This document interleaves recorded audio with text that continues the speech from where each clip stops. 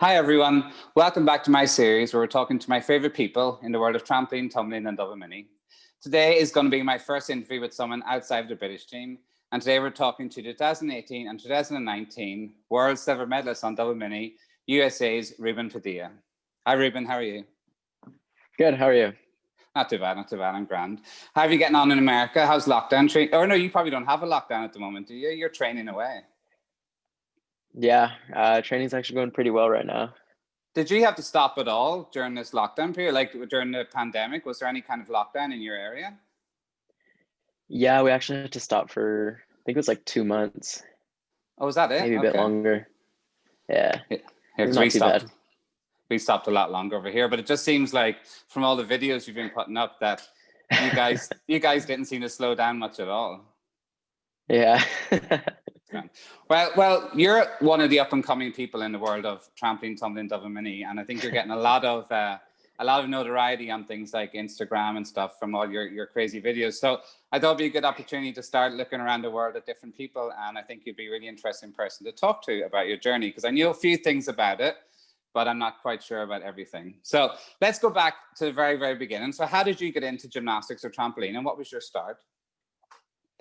So I actually started with soccer when I was 4 years old, and I just had so much energy, and I was just doing like cartwheels and handstands every time my team would score or something. And I had a friend who did gymnastics, and my parents decided to take me there, so I was doing gymnastics and soccer for a little while, and Was it it was going good. But then was it artistic gymnastics or was it always trampoline and you started in?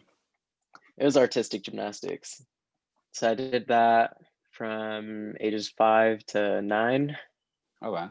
And then when I was 7, I started TNT. And For also in everyone, that same year, I stopped doing soccer. everyone knows TNT is an American term for trampoline and tumbling, isn't it? Is that because we don't really call it that around the world, but I know Americans call it trampoline and tumbling, and double mini is just under TNT. Oh, And really? You guys don't call it that? no, we don't call it at all. Like, so what made you switch then from artistic gymnastics into TNT? So I got to level 6 in artistic gymnastics, which is like really basic levels. It goes up to level 10 and then to elite. And at our gym, they introduced trampoline, and we didn't have the equipment for it or anything. We had like 3 of those like black bed trampolines, no double mini or rod floor or anything, like a tumble track, super tiny. All right. But yeah, I enjoyed it a lot. I ended up dropping artistic gymnastics to continue TNT. Did you stay in that gym to do it? I stayed at that gym for 5 years. Oh wow! So did they start a program with you? Yeah. Okay, cool. Yeah, so in that same year that I started the trampoline and everything, I went to nationals, took home a bronze medal on trampoline, silver on double mini, and a gold on tumbling. Oh, what age group was this? Was this 9-10 age group or what was it? Let's see. I was 7 at the time, so I think it was 8 and under or something like that. We don't have an age group like that here at national level, but that's quite cool. Yeah. Did you showed promise obviously straight away? Yeah, just a lot of the technique from artistic gymnastics just transferred over and all the skills and everything. And then when that was your first national level competition, but when did you start thinking about international level then, or when did you kind of go towards a more international route? I didn't know there was even international competitions when I first started. And it wasn't until my second year doing trampoline where I saw that there was like Olympics and everything for trampoline, and I was like, you didn't know anything. Do that. Oh wow! No, it was just kind of fun for me. Just opened up a whole new world. Yeah. So is that when you started kind of focusing towards world age? Like when did that become like a realistic goal for you? So when I was 10 years old, I had to switch gyms. I started doing doubles on black bed trampoline. It just wasn't the best. Oh So I wow, had to switch it gyms. wasn't even a web trampoline. It was like a garden type of Hmm. trampoline. Oh wow, that's Yeah, I scary. was training on that for 4 years. 4 years, and you went to nationals training on practically a garden trampoline. Yeah. Oh wow, that's impressive. No double mini or rod floor or anything. So So my you only still haven't training on picked those up events tumbling or were double just, mini. no, I was competing those. I So just how did you train them? I didn't. I just did it at the competitions during our warm up. Oh wow, that's insane. And what kind of stuff were you doing at that age? Like, where you weren't doing any warm ups, but you were able to compete and win national titles and stuff? So I'd say before I switched gyms, my hardest passes was back tuck Rudy and I think Brandy full. Oh God, okay. You don't need too much training for that, especially if you come from Yeah, artistic. Yeah. yeah. So when I was 10, I moved over to a new gym and let's see, it just like in artistic levels go 1 through 10 and then to elite. And so when I moved over, I became level 9 where you start to compete those doubles. Okay. And they had all the equipment and everything, just really low ceilings. And so I think it was when I was like 12, I started to think about international competitions and everything. And when was you first selected to represent the USA then? I was 13. It was my first WAGs in 2014 in So was Florida. that? Oh, in Daytona. That was a home, and that was Yeah. quite a cool one to do first. And did you do all? Yeah. Did you do all 3 disciplines there? Oh no. What did you compete? Just trampoline, double mini, and synchro. Okay, sounds quite a lot then. At that stage, Yeah. had you kind of stopped competing tumbling? Yeah, our floor sucked, so couldn't do much on it. I mean, I was doing whips down to double pike when I was 12. It's not Oh like wow, big difficulty, but it's still my decent. coaches didn't want me to pursue tumbling just because they didn't want me to get hurt, and they kind of wanted me to focus on trampoline and double mini. And what did you want? What was your kind of favorite at that stage? My favorite was always tumbling when I first started, and that changed very quickly. Then it got hard. Yeah. It gets super hard really quickly, doesn't it? The pounding you take Oh on yeah. your body. Yeah. And at that first World Age you did in 2014, were you successful? Double mini went really well. I think I was 4th going into finals, and then I ended up in 5th. Okay. That's solid. Trampoline, I finished in like 31st. And synchro, I bombed and we got 20th. Oh God. Well, at least it was first. Did that, when you came away from that Worlds, did that give you the hunger to want to be like top level, or how did you feel afterwards? Yeah, so that was actually my second international competition, I guess. The first one being our what we used to call Stars and Stripes, which was the US, Canada, and Mexico competing. Okay, like a Free And Nations. yeah, just kind of like North America, I guess. And so I got first on trampoline, second in synchro, and first on mini. So my mentality going into like WAGs, I was like, oh, well, I guess I wasn't so bad. And it was completely different. Were you going into WAGs thinking, well, if I won that competition, that means I can do really well in this competition? Yeah. And Only to find out that was not the case. What was it like But it seeing made the me, rest of the world? oh, it was so crazy. Like my little brain just couldn't comprehend it all. I can imagine, because you probably this height and looking around at Oh yeah. all the kind of Russians doing mental stuff. Mm-hmm. It Because I was so suppose, crazy, but that made me want to get like so many skills and made me want to like train harder and everything. because I suppose it's tough for the Americans, because you don't see, like, for Europeans, we get to see Russians, Portuguese, all these people all the time because we compete so much in Europe. But it's quite hard for you guys to see anything outside of North America, isn't it? Yeah. And did you come Yeah, it's to really Europe strange. Did you come to Europe with your club much to do like Lule Cup or anything like that? Never.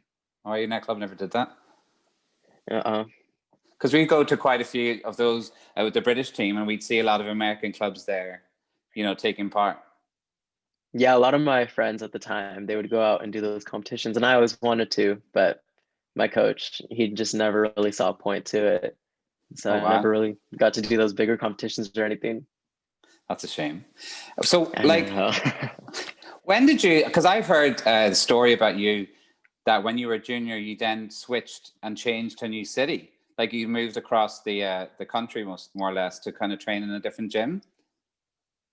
Yeah, so let's see, I've been to 5 or 6 gyms. Basically, like all my life, I lived in California. Right. And I've been to a lot of different gyms, but in Northern California, it's a big state. There aren't a whole lot of like big gyms or anything like that. And not that they're bad, but I was already elite and like competing internationally, and I felt like I needed more. And so it was my first year as a senior. I had just finished nationals.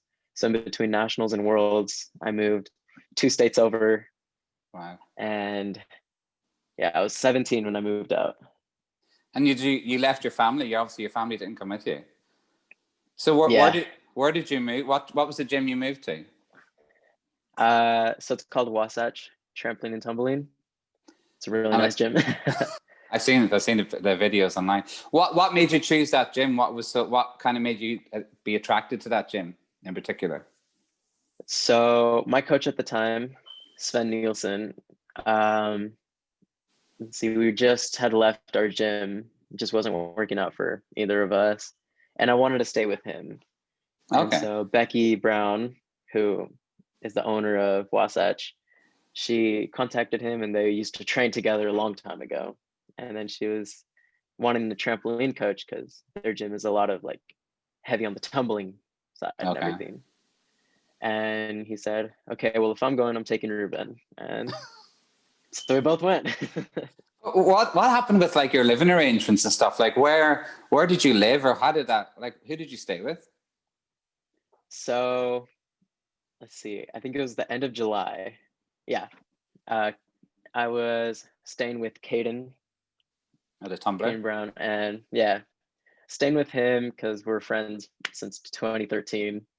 And I was just kind of seeing like what it was like. So I was with him for a week. And I was just trying to figure out to see like if it was something I wanted to do, if it was worth it and everything. Yeah. And you know, I thought it was really nice. The gym and everything, the whole atmosphere was really different, but in a good way. And the next month, I just moved over there with him and his family. You moved in with them completely. So you didn't get your own place. You moved in and became part of the Brown family. Yep. And is that still the situation you're in now? Are you still living with them, or have you got your own place now? Yeah. So actually, a couple months ago, let's see. Yeah, literally 2 months ago, me and Caden, we moved out, got our own place with another coach at the gym. Okay. So yeah, you're at your own. I suppose, yeah, because you're 19 now, aren't you? Yeah. You need your own space and stuff like that. How did the move then affect your standard? Like, so were you already selected to go to Senior Worlds at that stage? This was 2018, wasn't it? Were you already selected to go to Worlds at that stage, or were you still in the process? So they had selected their top 5. So 4 competing, 1 alternate. The only person who was guaranteed was the person who won nationals. Right. And so the bottom 4 had to compete for their spots. And so Tough. They had to compete, let's see, a week before we went.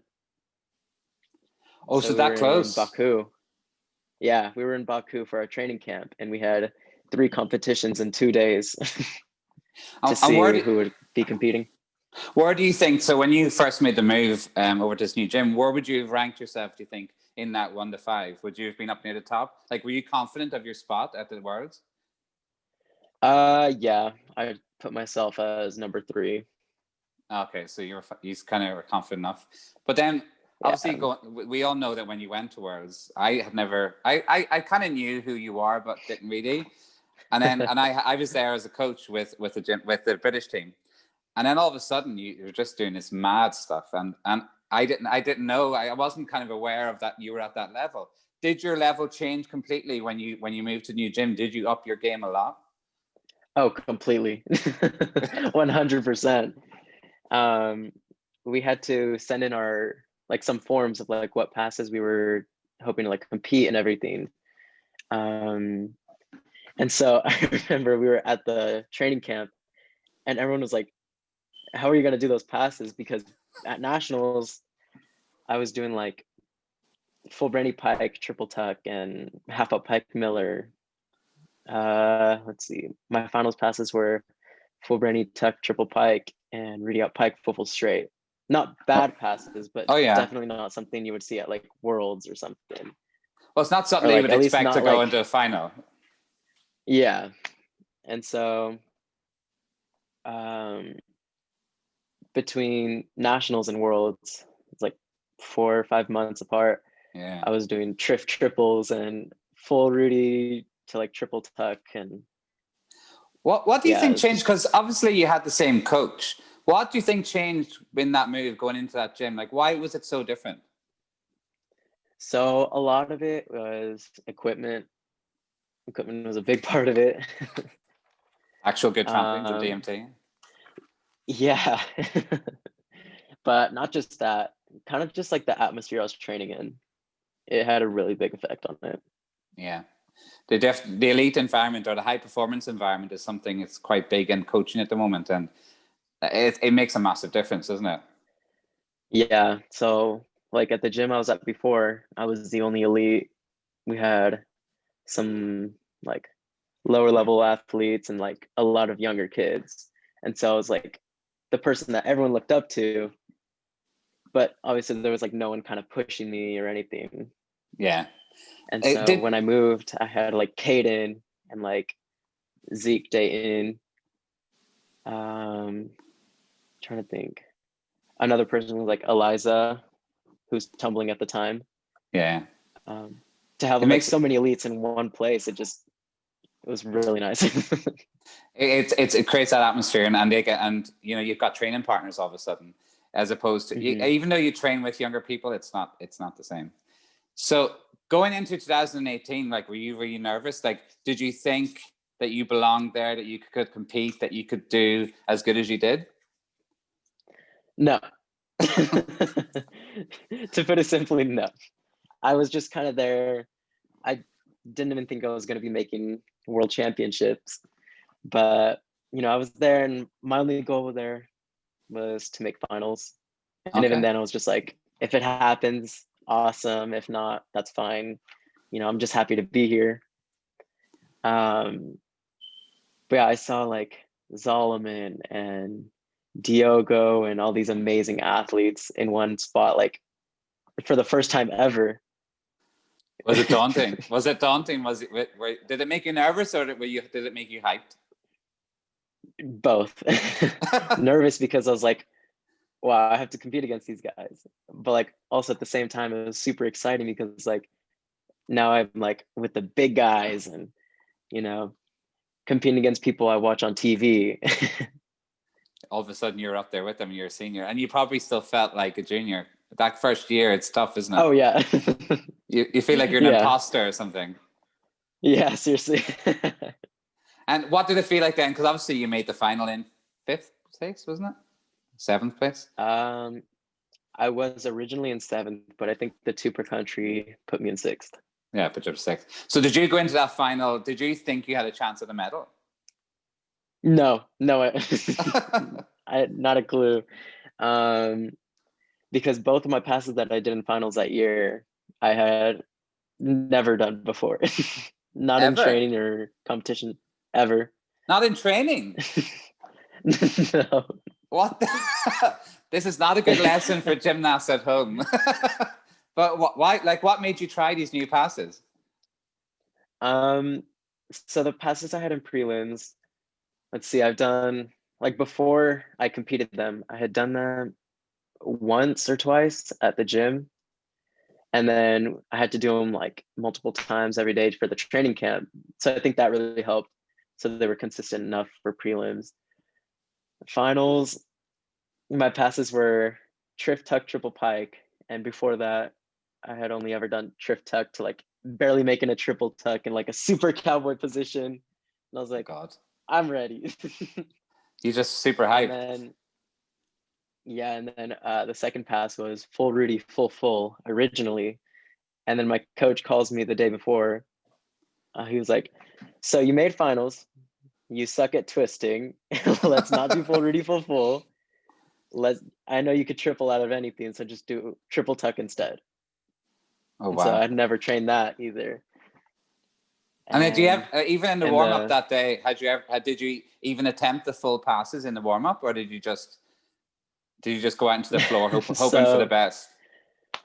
So for the warm up, I just did triff tuck double pike, and I was like, all right, that feels good. If I'm gonna do this pass once, it's gonna be in competition. Wow. And same thing for the full Rudy triple tuck. I just went full Rudy double tuck, and I was like, all right, leaving it there. Wow. No wonder, because I always remember your face when you landed. It was like surprise and joy and shock all rolled into one. So that was the reason, because you had never done the passes. Yeah. I got to tell you, like one of the national coaches for Great Britain, this goes against everything that we tell the gymnasts that they're allowed to do. We don't let them do a pass in competition unless they've done it in training, in the training camps and everything. It's just not allowed. So this is kind of going, and I think it was the same with Austin Nacy when he did his triff quad back. He had never done that before either. So maybe we should take a leaf out of America's book. So how did it feel to win the medal that day? How did it feel to be just under like the best DMT gymnast of all time?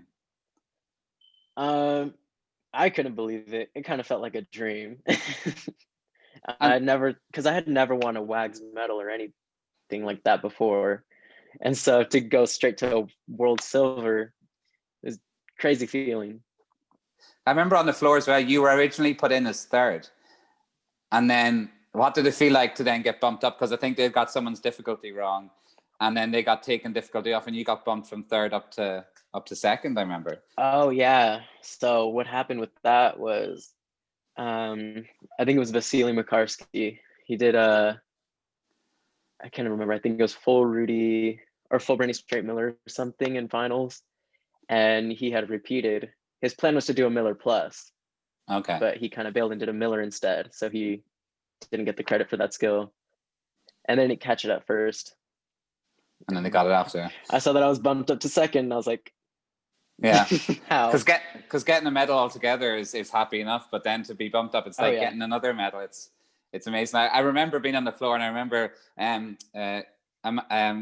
what you call the coach who was on the floor with you from America, and she was just super pumped. She was like nearly bouncing all over the place. It was a good atmosphere to be in, because it was such a surprise. And you had both done well. The two Americans in the final had both done well. So coming away from that, did you kind of like, because then you're known, you're known, you're this kid who's just come from nowhere, who's won a silver medal at the World Championships. Going into 2019 World Championships, did that put extra pressure on you? Did you have the goals that you wanted to go and repeat that or do even better? Or what way did you approach 2019 was? 2019 was really similar to 2018, where my goal was just to make finals. If I medal, awesome. If not, that's fine. At least I did my goal or whatever. And I don't know, at that point, I still didn't really feel like, super known or anything. I just kind of felt like another guy competing. And it's weird, because like from fans of the sport, we were like, okay, what's Ruben gonna do? Everyone's from the year before watching, because we've seen videos, we've seen everything. You're like, because we know it's exciting that you could potentially push Salomon. And then in prelims, in qualification round, I think you were like 0.1 between the two of you or something. Oh, we were tied. Oh, tied. That's what it was. Yeah. Yeah. How did that feel? I have a video of like my reaction on like the big screen when the score flashed. I was literally just like in awe. I was like, oh my God. Like I couldn't even believe it, because in 2018 the score difference was 4.7 between me and Zolomon. Yeah, it was big.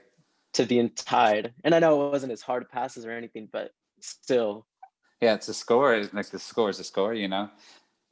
Going into the Yeah. final, then did you kind of dare to think that you might beat him, or like what was the feeling? What was your expectation going into that final? So the day after the prelim, we had the team final, and then again we tied with our one pass. We both got 39.0, Wow. along with Diogo Costa.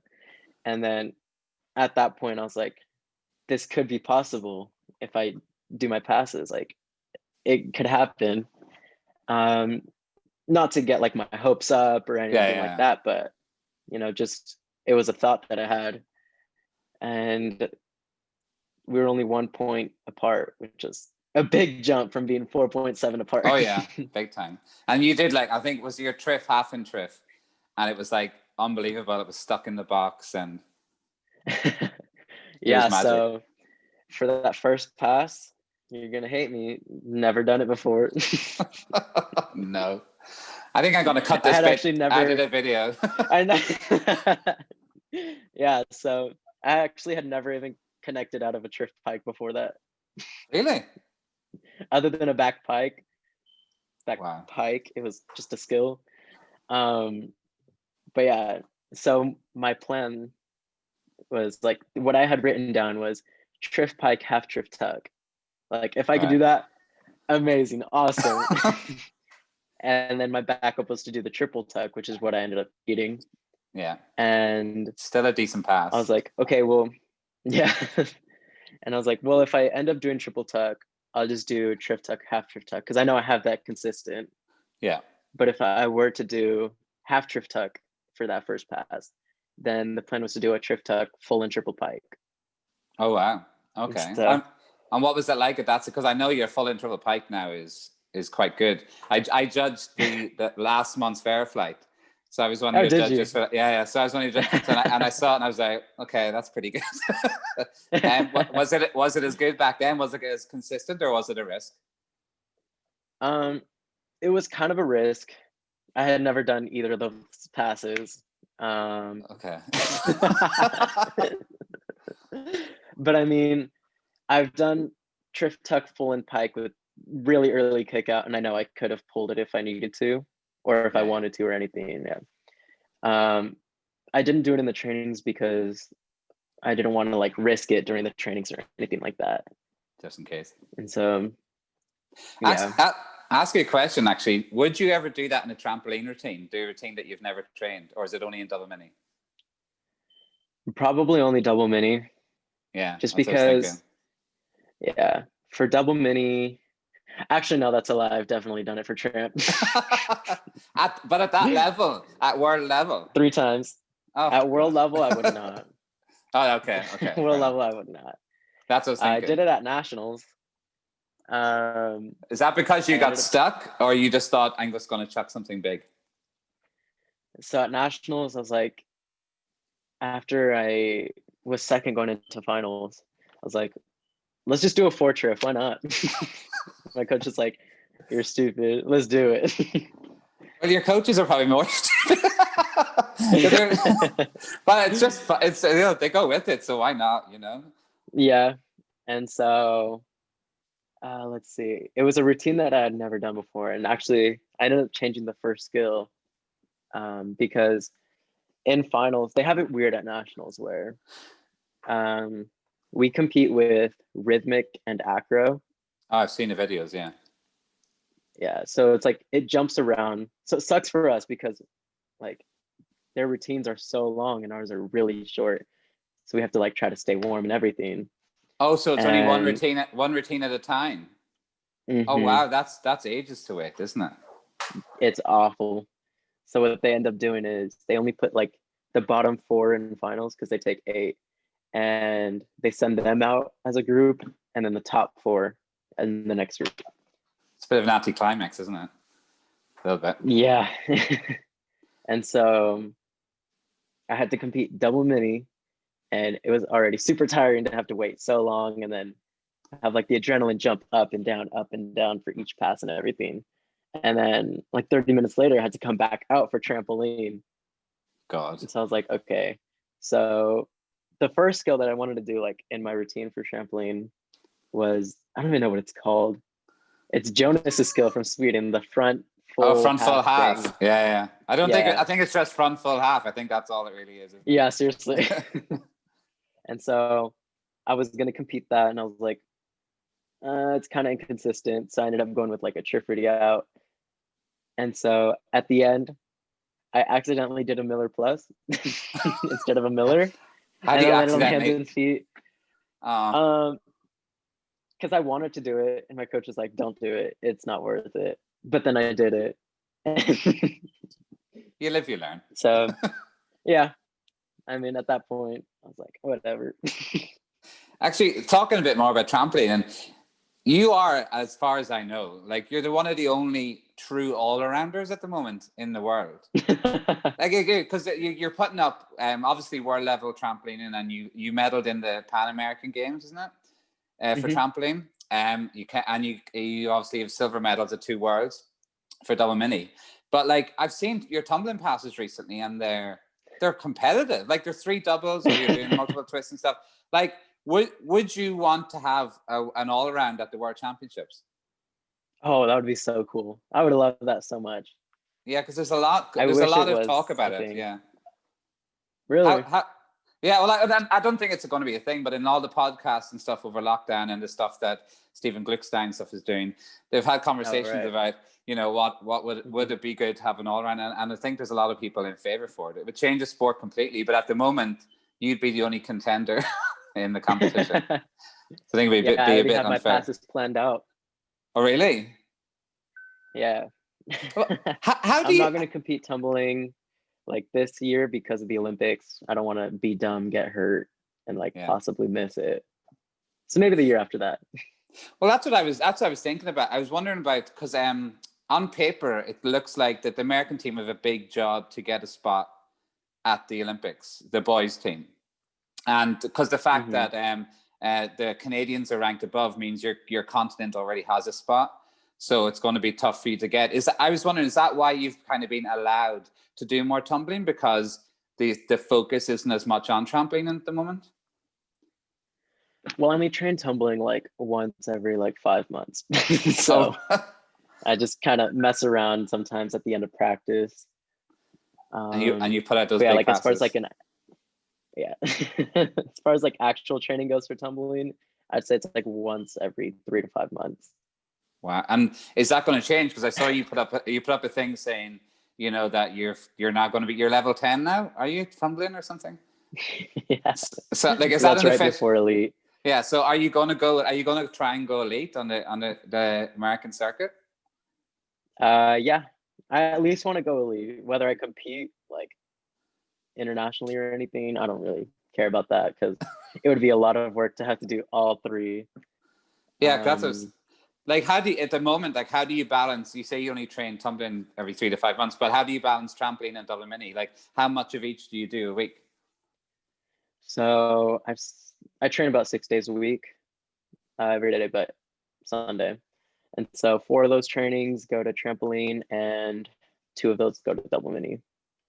And like, how long would each session be? About 2.5 hours.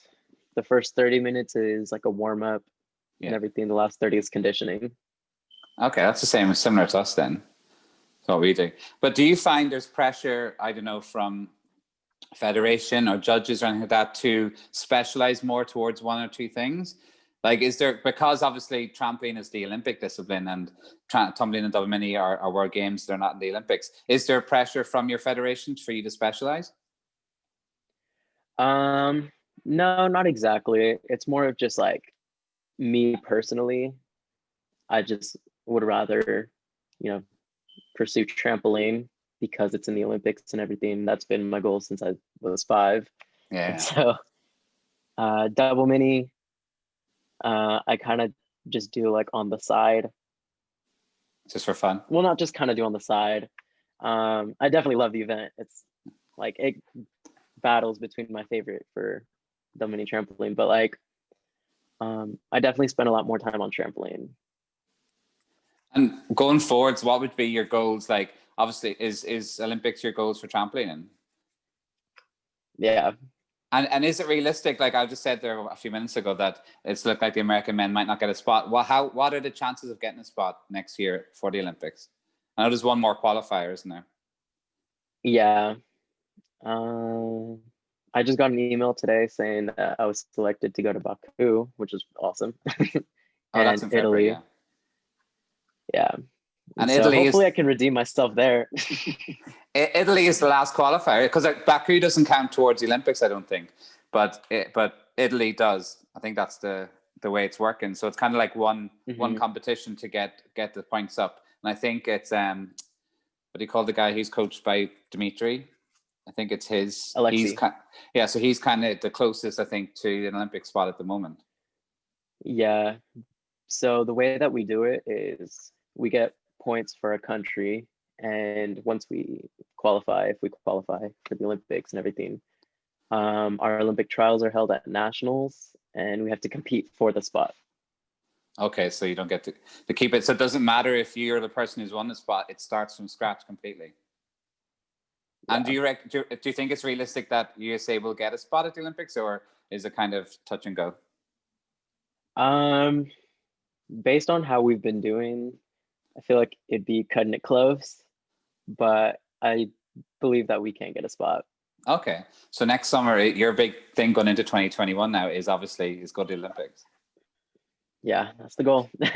Do you think the pandemic will affect it at all, or do you think it'll still go ahead? I'm really hoping that it will go ahead, because I heard that if they have to cancel it again, they're just gonna, not do it. Yeah, that's what I heard as well. I really don't want that to be the case. Well, the recent news about the vaccination is good. That it could go ahead because there's vaccinations, but likely that it's going to be behind closed doors and there's not going to be any spectators. Would that affect your experience, you think, not having a full crowd of spectators there in the Olympic arena? I think it would, but I mean, if that's what they need to do, then I'm not going to complain. Oh yeah, just being there at all is. You've been in that Olympic arena and competed at Worlds, so you know what it's like when there is a full crowd and when you win a medal at that arena, because you've experienced that firsthand. So it'll be kind of strange not to have that experience when you're in the arena again. Yeah, it was so nerve-wracking when I was competing trampoline, because they were like talking about how I won silver in 2018 and everything, while I was standing on the trampoline waiting to salute, and I was like, no. Don't say that. Don't say that. So what are your goals? What are the goals going forward then in DMT? Let's see. I have some pretty big oh my God, I can't talk. I have some pretty big passes planned. There we go. I'm hoping to compete triff quad. Oh wow. By World Games. I'm hoping to do the triff pike, half triff pike. And 2 massive passes. For the other 2, it's kind of just like, we'll see. Kind of just depends. At the moment, I think most people who are involved in DMT in the world, it's the big rivalry between. It's probably friendly rivalry, but it's Padilla and it's Padilla and it's Salomon. So like it's heating up because your passes are going to be massive. Do you ever think about that is genuinely you could beat the greatest of all time next year at the World Championships? Yeah, that would be so crazy. Do you put that down as a goal? Like, is that going, I want to win next year? Or is your approach to it, I just want to do as big as I can and see what happens? It's a little bit of both. I'm not going to make it my goal to win. Yeah. Just because if that doesn't happen, then I don't want to be like let down or anything. But always my goal is just do my passes, do them the best I can, and see where it goes. And looking forward to World Games, because World Games is going to be under the new code, which will probably benefit you. Because if you can put out all those passes and you can put out one massive pass in the final, F2, it's probably like, have you thought about that? Are you tactically thinking about that far ahead? Like what you could do to probably win the World Games? Nope. Because everyone else is like, I'm in group chats with other DMT coaches, and they were going, Ruben could do this, and Zalman would do this, and such could do this. And Well, I know. So actually, you're not even thinking that far ahead, really, no? Not really. Right now, like because of like quarantine and no competitions and everything, I've been kind of like experimenting with like different combinations of passes with like those Veriflight cyber comp. Yeah. Just getting Yeah, stuff out. so yeah, really just kind of pushing myself, doing new stuff. And then I don't know, there's still a long time Oh between yeah. now and then, so I think it's just to just see our what works brains. best. Our brains are working Yeah. overtime. Everyone else trying to, because I think the guy who runs Double Mini Trampoline World, the DMT page or the Instagram DMT page, I think he's like your biggest fan, and he just loves you because every time you put something up, he's so I think he's getting a lot of people. Yeah. He's getting a lot of people hyped about you, because I don't know if you've seen, like, would your followers on Instagram have gone up since that page started focusing on you a bit more? Oh yeah, Yeah, definitely. yeah, because And I know it's been within like a 2-year span since they started or something like that. But my followers have definitely like increased because of him. So that's yeah, nice. yeah, he's definitely doing a good thing of bringing awareness to that part of TNT, because it's always tumbling or trampoline, Oh yeah. and that DMT is really exploding now. But so you're talking about all these new passes. You've massive difficulty. Do you ever have any fear about these skills? Like, you seem to have no fear from the outside looking in, but when you're approaching these skills, how does it feel? Some skills are definitely scarier than others, but I do a lot of trampoline and drills and everything, so it helps a lot with the air awareness, so I don't get lost and everything like that. Okay. What's scary is just like putting it on the mini, I guess. But we recently got one of those like pit pillows, like the super soft mats. Oh So yeah, I've seen them. Yeah, yeah, I saw you landed. super nice. You did full. You were doing full, but you bailed out in the last somersault, and nice to go onto your back on something soft like that. Do you Yeah. learn the skills really easily? Like, do you find learning skills hard, or does it come pretty easy to you? At this point, learning new skills is really easy. And not to sound like cocky or anything, but like I know a lot of people struggle with like learning new skills, whether it be like knowing where they are in the skill or like having like the confidence, like the courage to actually go for it. I don't know. I feel like my coach has just done a really good job about like helping me get to a point where I can just do a skill. And do you do any like really specific strength and conditioning to help? Because you seem to have a lot of power. Is that natural, or do you do a lot of specific strength and conditioning to help that? A little bit of both. Like we do a lot of conditioning. We spend the last 30 minutes of every training doing it, but every now and then I'll do like some weight training and everything like that. Is weight training not a bit? Not, I was just gonna say it's not a big part of your thing. Not to be rude or anything, but do you find that your height helps you? Because yes, you're not the tallest, the tallest gymnast in the world. No. Do you find it's easier to get stuff around? Though. Yeah, it definitely helps. Just super speedy. And is it an advantage? A little hard though. Is it an advantage in double mini, but a disadvantage in trampoline? I feel like, because I noticed like a lot of like the taller and like lankier guys, it's easier for them to push into the trampoline and everything. Yeah. Versus me and my little compact self. Well, the longer your levers, the more you can push. Because you probably, one of the things you struggle in terms of your trampoline is your time of flight. I think that's one of the things where I hate it. I hate it so much. You know, I understand. I totally get it. But I feel like time of flight has too big of an effect like on the score. Yeah. Because I can lose somewhere between like 2 to 3 points on one routine just off time alone. Yeah. It's not fair, is it? I mean, I get it though. I'm not a big fan of it. Like, I remember, you're probably too young, but I remember when it came in and all the different, I was doing my last level coaching course and I had to do a presentation about it. And I was like, it's just too easy, like you said, to lose marks. Maybe if they did half of your time of flight went onto your score or something like that, it might be a bit more fair. But yeah, it's just too easy to. Yeah. to lose money. And So, so like a lot of my training right now has been trying to push to go higher and everything. is it I just don't working? know how they do it. I mean, yeah, it's actually improved a lot over the last year, but I don't know how they do it. Yeah, it's the same. I don't know. You've know Ryan, the kid I coach, and that's one of his things as well, is that his time of flight. And then we look at the likes of Gaulet or Ivan from Belarus, and they're doing So crazy. 19 Ivan, plus. Yeah, insane. it's Oh, we watched him in I want Baku. to be him. Yeah, and we're just like, and it just looks like he pushes twice, and he's like up Yeah, up so seriously. high. It's not fair. But in terms of skills, anyway, have you ever had anything like skill confusion or anything like that, or lost move syndrome or anything? Um, I've had it a couple times, but my coach has been really good with like dealing with that, where even some of the kids at my gym, they get it and like it can go away really soon. And so That's I'd good. say for me, I got it on triple pike on mini back in like 2018. I over rotated and just slammed my head into the mat. Oh wow. And so I just got scared of doing the skill and then started to get like lost on it.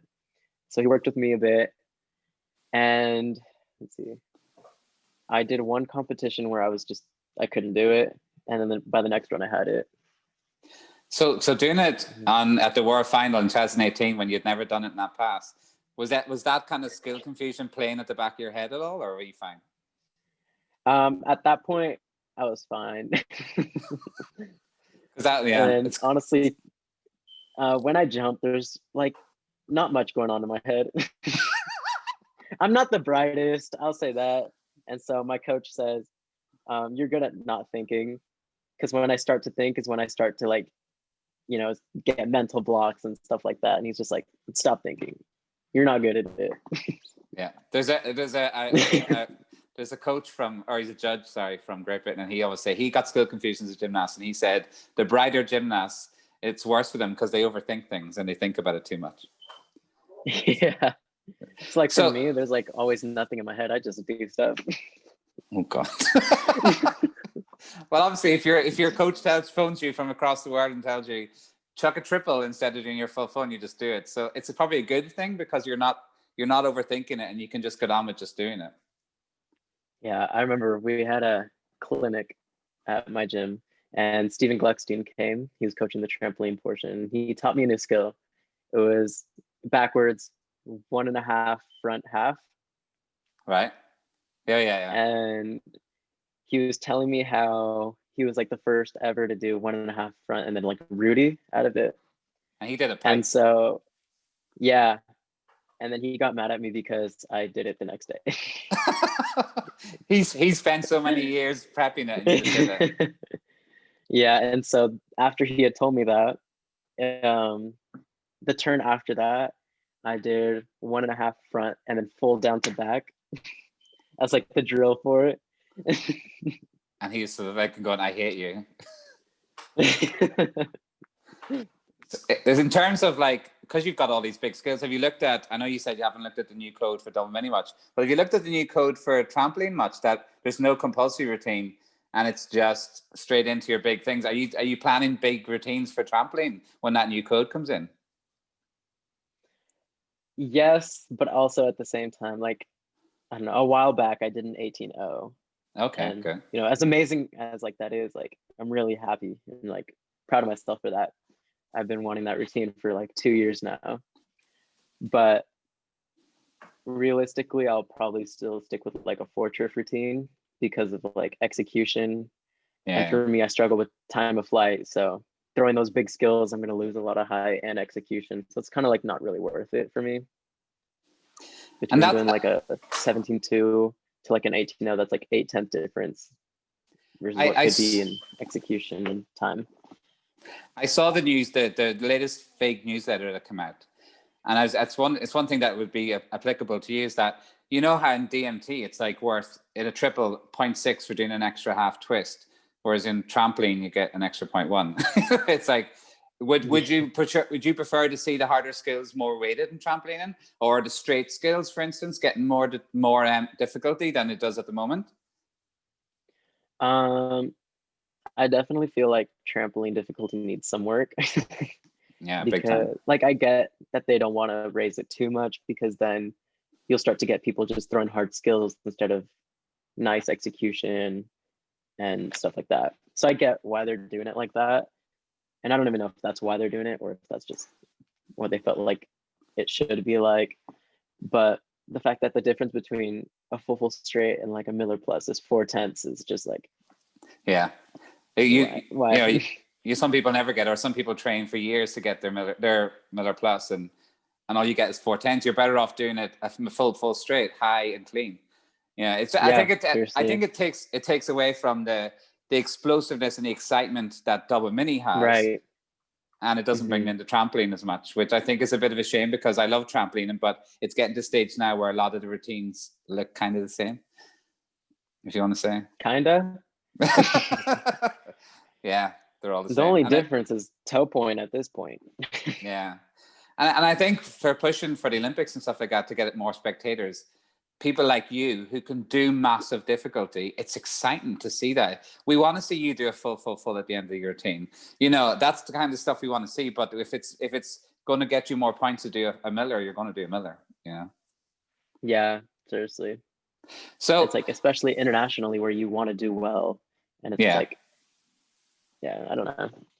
Especially when the girl does a double tuck in the middle of a vault, and I always think I feel cheated because yeah, I want to see a half Rudy, or I want to see a full pike or something. I don't want to see a double tuck. I get why it's there, but I just don't want to see it. I want to see that in a 13, 14 girl. I don't want to see it in a senior girl. Sounds bad, but it's true. So like, no, I totally agree with you. You must miss competition. You're one of the few people in the world who's popular with every country. I think you've got friends in every country. Do you miss going and seeing them all and competing around the world? Oh, I miss it so much. I miss seeing everybody, and like the US is so big, and people like from yeah. It's really nice to at least talk to everybody, but it'd be nice to like see them in person. Yeah. Because it's not just you friends in all disciplines as well. Like you're friends with Jaden Paddock and stuff from. You just know everyone, and it's regardless of age. Like you're friends with Kat Driscoll, who's in her 30s, and you're only 19. It's great that you're one of those people who transcends any country and discipline. Because I think it's. Do you get together in America? Is there national squads and stuff like that where you can see your friends in America? Yeah, we've tried to set up a couple of camps here and there, but they've all been canceled because of COVID. I know. It's the same for us as well. It's getting a bit boring now, isn't it? I just want to see everyone. So, but like at this point, you're seeing like Caden doing double mini. So just why not? Is he going to compete? Do you think? I've tried to convince him. What's funny is like he kind of coaches me on tumbling. I kind of coach him on double mini. Oh, really? Yeah. But I think he could do so well. Yeah, he looks good. This upcoming cyber comp, his passes look really good. I saw him did he do half pike Miller or half pike triple pike or something? I saw, but yeah, he did half a pike, full and triple pike, and full Rennie straight Miller to a stick. Like, wow, it's just so easy for him. I don't know why he doesn't do it. And if they brought in, I love your video where you did a round off entry. I think that should be.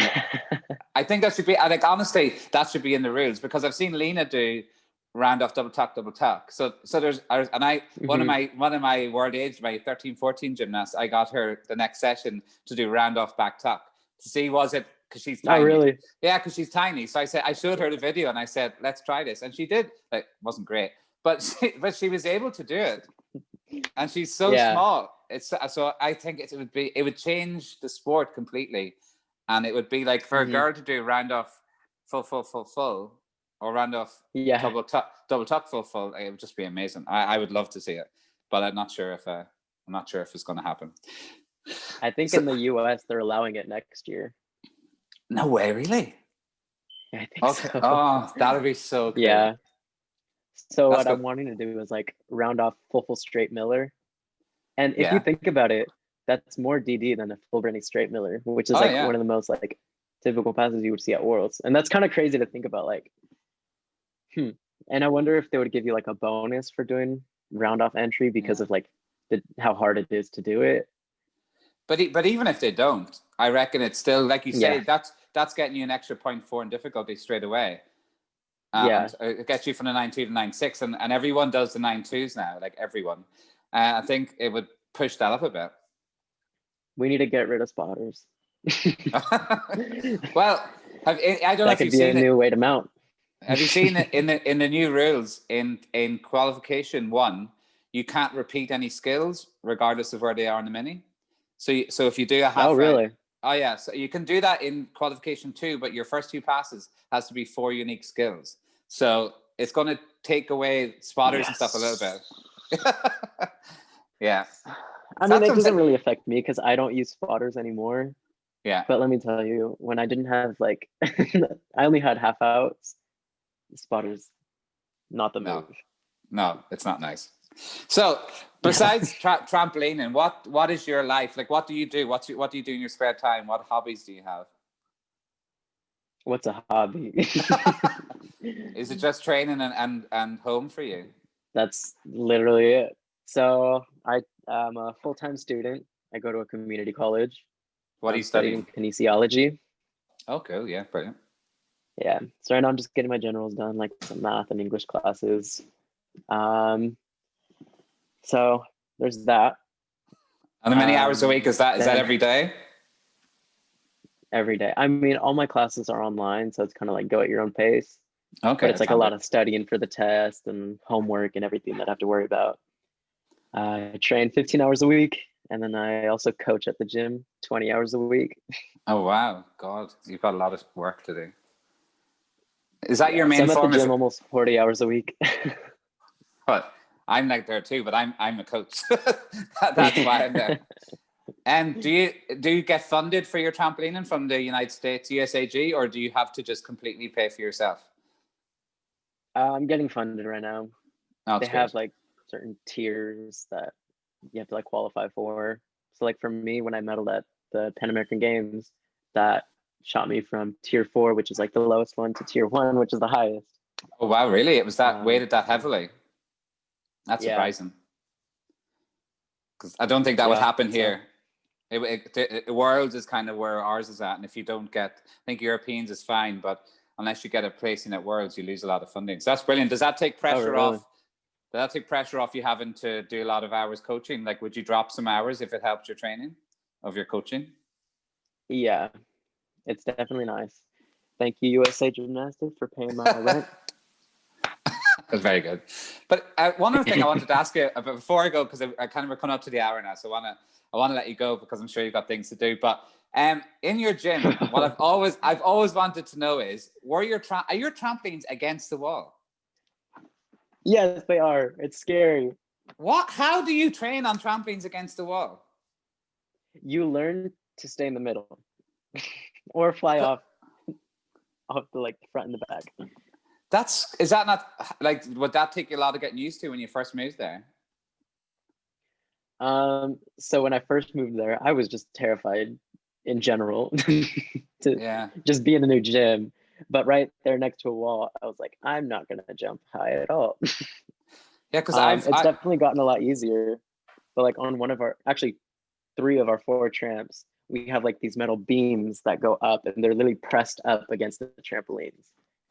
So it's fun to do like wall tramp on those, but yeah, but it's still a wall you can smash into. Yeah. It was just, does it not feel very claustrophobic? Do you not feel closed in a bit? Now it's kind of nice because you know that there's something that'll like stop you. I mean, obviously it's terrifying to have like a wall there, but it's kind of nice to like know that you're not going to fly completely off the trampoline. And like for me, I don't usually fly off sideways. I get close sometimes, and if I'm close to the wall, I could just push off of it. It'd be cool to do tricks, wouldn't it? If you fly up and push yourself off and everything, it'd be cool to do tricks. I did it in the middle of a compulsory once. Wow. I went trick out, double, Rudy out, went to the side, did back pike, pushed off the wall, kept going. Brandy thought and then just finished the routine. No wonder you're brave, because when you go to any other setup, you're probably thinking, this is great. I don't have a wall that I can hit against. I'm fine. That's Yeah, scary. but like once I go to like big competitions and everything that have like openings, I'm like, I can fly off. Oh, okay.